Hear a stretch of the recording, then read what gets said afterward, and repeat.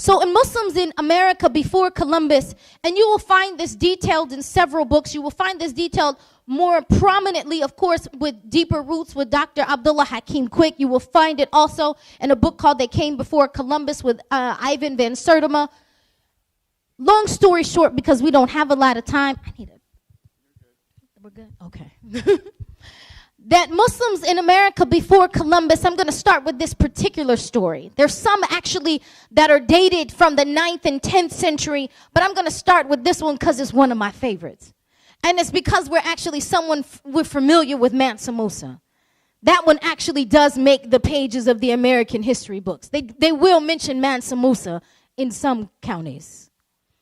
And so Mansa Musa was actually known to be so wealthy, one of the wealthiest Muslims in the world. He was known to be responsible for Timbuktu and the great scholars that came to Timbuktu and spread Islamic scholarship throughout West Africa and into East Africa and into Central Africa. We know about his Hajj and how he was so wealthy and he gave so much charity that it changed the currency.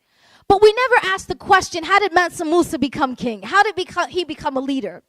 It's actually because of his brother.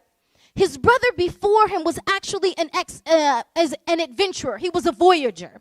And so he was extremely interested in that which was west to him. He was extremely interested in what he had heard sayings about a land beyond the ocean.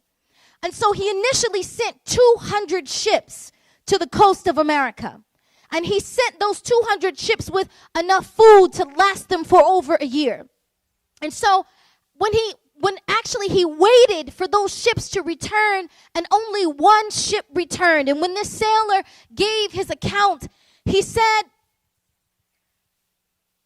"Oh, leader Mansa, basically a storm came, and in this large storm, we began to see sinks fall into like a cyclone. And so when we saw them fall, I was able to turn my ship around and I came back."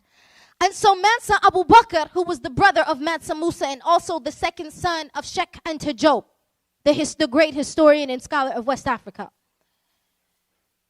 When he heard this, he said, "I know there's something beyond the storm."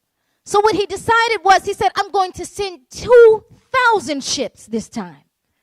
And so with 1,000 ships of men and women, and another 1,000 full of their resources, their supplies, and their food to last them, they set sail to America. Now, there are many accounts, questions whether or not they actually arrived in America, and it isn't until much later in history that we actually find out that they do. The first one arrives in the map called the Piri Reis map that is found in Turkey. And interestingly about this map is that there is Mandinkan script written upon it. Mandinkan script from the same tribe that Mansa Abu Bakr was from. But even more significant than that was the details of this map had shown details that no other map before it had mentioned.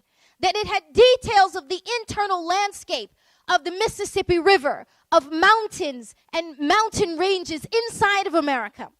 And so as they begin to research this map a little bit further, what they discover is that Mansa Abu Bakr was at least one of those who contributed to this map.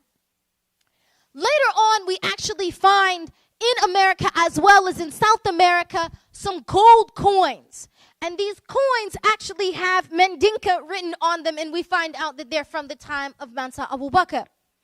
Another thing happens is that when Columbus actually does come to America, you can't say that he discovered, but when he does actually arrive to America, one of the things that he finds is he finds the tip of a spear.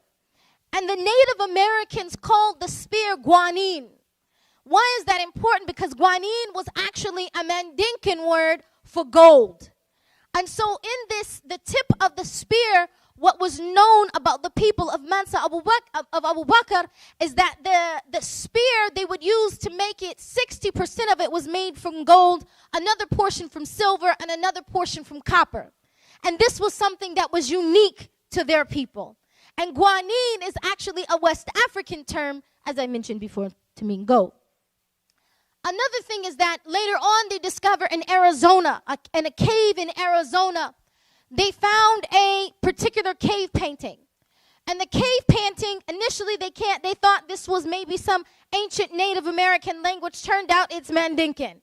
And what does it say? It says the elephants are sick. What is significant about the elephants are sick is that there are no elephants elephants are not native to America. So these elephants actually arrived with, it was known that Mansa Abu Bakr actually brought elephants with him because he thought, I also want to bring some of the animals from this land and cultivate it here if this is where we're going to be. And so this is the beginning, actually, of many stories. Later on, we find in Cherokee narratives where there were not only stories of West Africans having come, lived, married, conducted business with Native Americans who were living in what we now know today as America, but also there were found Sharia documents of contracts, marriage contracts, business contracts, land ownership. And so this is extremely important when we're talking about Muslims, not only when we're talking about Muslims being indigenous to America, because these West Africans didn't live in a bubble, right? They immediately interacted and engaged and married with Native Americans who were here on the soil, making many, and I don't have enough time to go into that. Inshallah, maybe we can have a Native American History Day. Love. And so, but we do know that there are multiple nations that came in contact and actually converted to Islam. Many of them, for example, even the word Tallahassee is a Native American word for Allah Ta'ala will deliver us in the future.